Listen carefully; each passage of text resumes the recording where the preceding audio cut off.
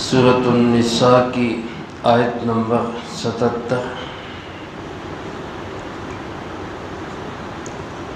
الحمدللہ وکفی وسلام علی عبادہ الذین اصطفی خصوصا علی سید الرسل وخاتم الانبیاء وعلى آلہ واصحابہ الاتقیاء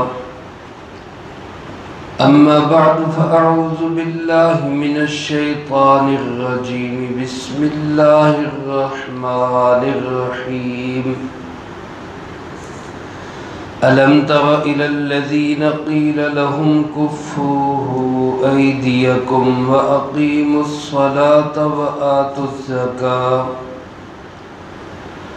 فلما كتب عليهم القتال إذا فريق منهم يخشون الناس كخشية الله أو أشد خشية وقالوا ربنا لم كتبت علينا القتال لولا أخرتنا إلى أجل قريب قل متاع الدنيا قليل والآخرة خير لمن اتقى ولا تظلمون فتيلا۔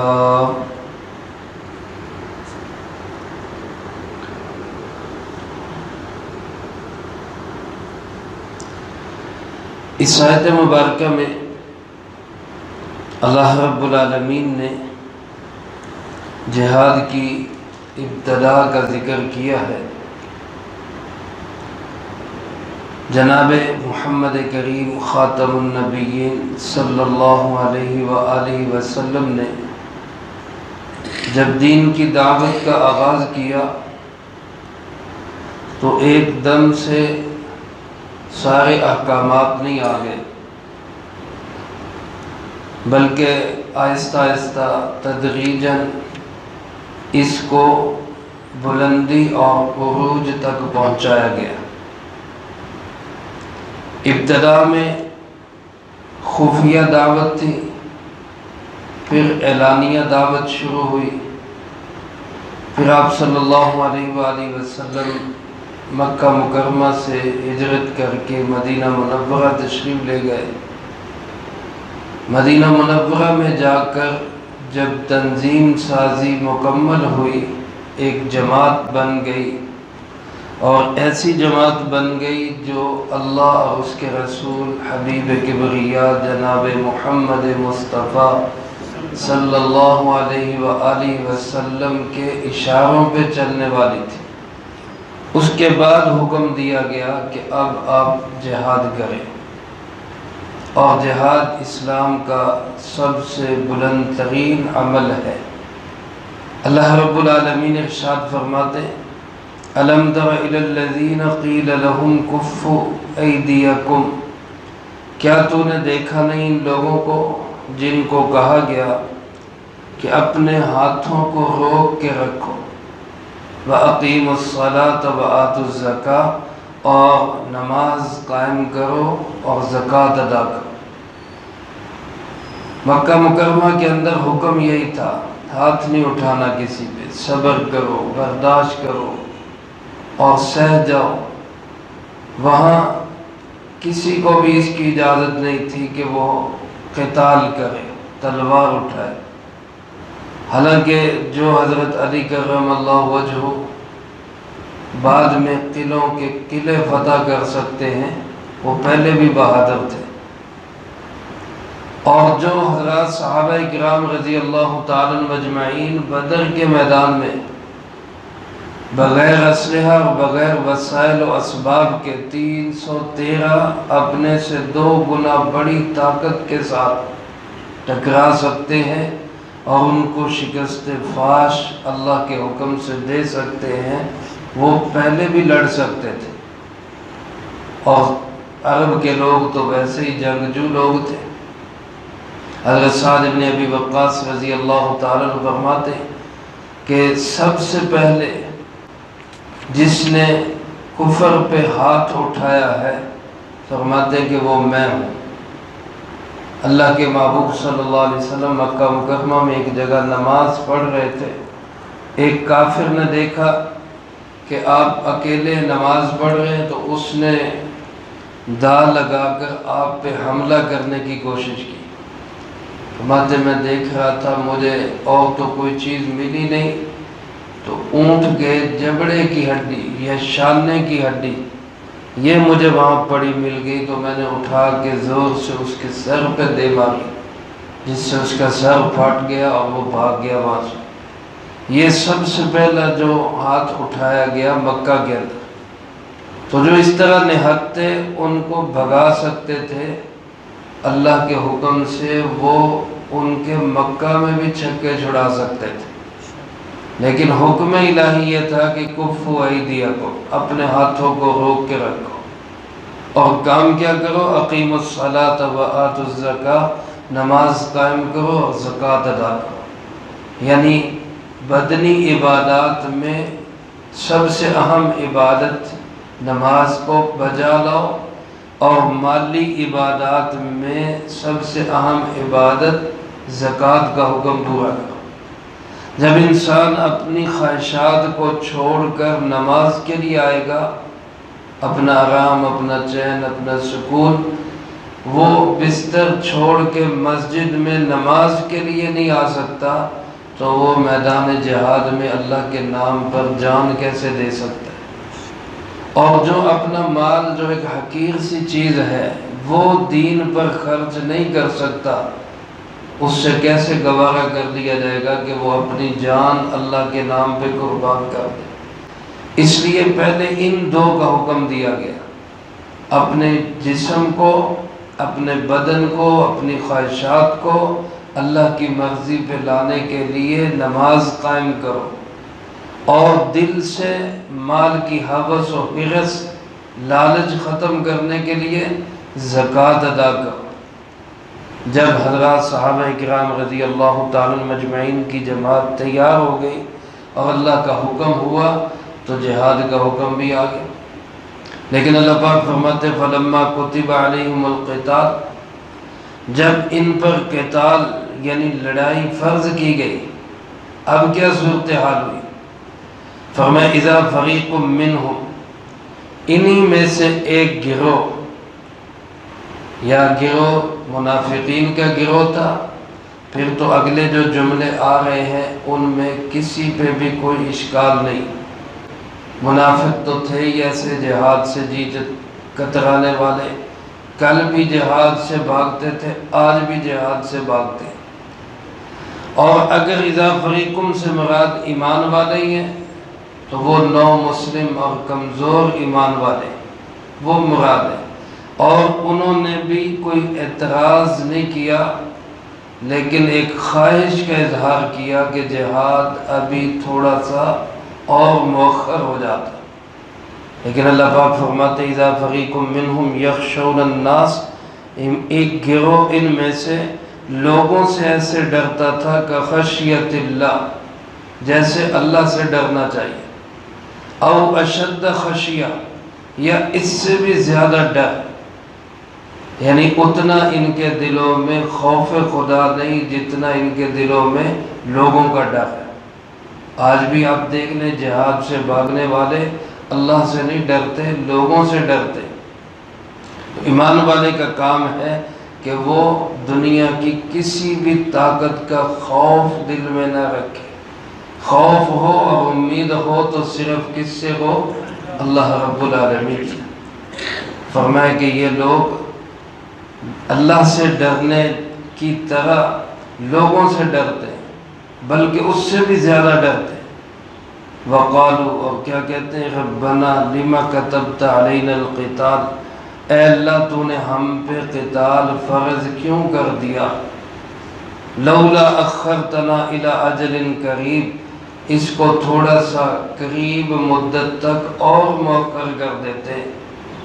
یہ جملے اگر تو منافقین کے ہیں تو پھر تو ظاہر ہے کوئی اشکال کی بات ہی نہیں، منافق تو تھے ہی ایسے۔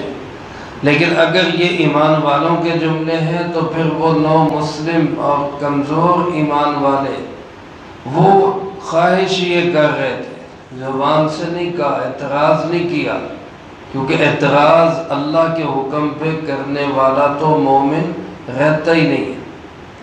دل میں یہ خیال آیا کہ کچھ وقت اور مل جاتا، کیونکہ جب مکہ مکرمہ میں تھے تو وہاں تو ظلم و ستم کی وجہ سے بڑا جوش و خروش تھا کہ ہمیں اجازت دی جائے ہم انتقام لیں۔ جب مدینہ منورہ میں ہجرت کر کے آئے تو وہاں ظاہر ایک سکون اور اطمینان کی زندگی ہو گئی، تو وہ جوش و خروش بھی کچھ کم ہو گیا۔ اللہ رب العالمین کا منشا بھی یہی تھا کہ اپنی طبیعت اور اپنے مزاج اور جوش انتقام پہ جہاد نہ ہو، بلکہ اللہ کے حکم پہ جہاد ہو، اللہ کی مرضی سے جہاد ہو، رسول اللہ صلی اللہ علیہ وسلم کے حکم پہ جہاد ہو۔ لیکن یہ کمزور ایمان والے دل میں یہ خیال کرنے لگے کہ اگر کچھ دن اور ایسے سکون کے مل جاتے تو کیا یہ اچھی بات ہے۔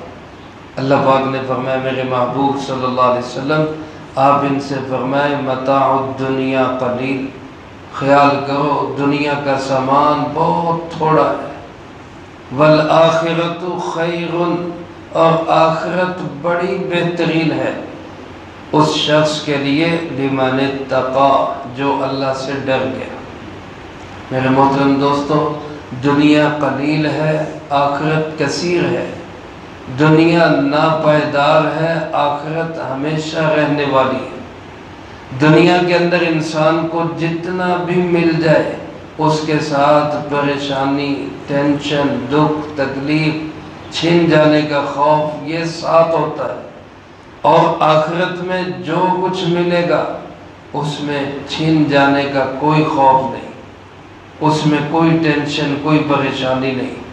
اور دنیا میں جو کچھ کسی کو ملے گا اس کا حساب ہوگا، آخرت میں جو کچھ کسی کو ملے گا اس کا کوئی حساب نہیں ہوگا۔ اس لیے دنیا آخرت سے بہت بہترین ہے۔ اللہ کے محبوب صلی اللہ علیہ وآلہ وسلم فرمایا کرتے تھے مل فقر اخشى علیکم، مجھے تمہارے بارے میں فقر و فاقہ کا کوئی ڈر نہیں، ولیکن اخشى علیکم ان تبسط علیکم الدنیا، مجھے خوف ہے تو اس بات کا ہے کہ دنیا تم پر کھول دی جائے گی، دنیا تمہارے لیے وسعتیں لے کر آ جائے گی، فتنافسوها کما تنافسوها، پھر تم اس دنیا میں ایسے بھاگنے لگو گے، ایسے رغبت کرنے لگو گے جیسے پہلے لوگ دنیا میں رغبت کرتے رہے، فتہلککم کما اہلکتہم، تو یہ تمہیں بھی ایسے ہی برباد کر دے گی جیسے اس نے پہلوں کو برباد کر دیا۔ تو فقر و فاقہ کا ڈر نہیں ہے، مال و دولت کا ڈر ہے، اس کے پیچھے لگ کے دین کے احکامات کو چھوڑنا اپنی آخرت خراب کرنے والی بات ہے۔ اللہ پاک فرماتے وَلَا تُظْلَمُونَ فَتِيلًا، یاد رکھو آخرت میں کسی بھی انسان پر ایک دھاگے کے برابر بھی ظلم نہیں ہوگا، ذرا سا بھی۔ یہ نہیں ہوگا کسی نے نیکی کی ہو اس کی نیکی لکھی نہ گئی ہو، اس کا بدلہ اس کو نہ ملے۔ یہ نہیں ہو سکتا کہ کسی نے کوئی گناہ کیا نہ ہو اور وہ گناہ اس کے سر تھونپ دیا گیا ہو، ذرا سا بھی ایک دھاگے کے برابر بھی کسی پہ کوئی ظلم نہیں ہوگا۔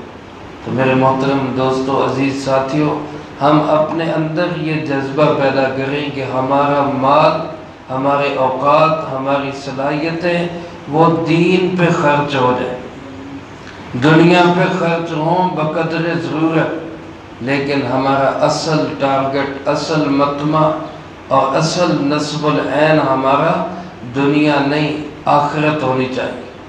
اللہ کے محبوب صلی اللہ علیہ وآلہ وسلم دعا فرمایا کرتے تھے، ہمیں بھی یہ دعا مانگنے کی ضرورت ہے۔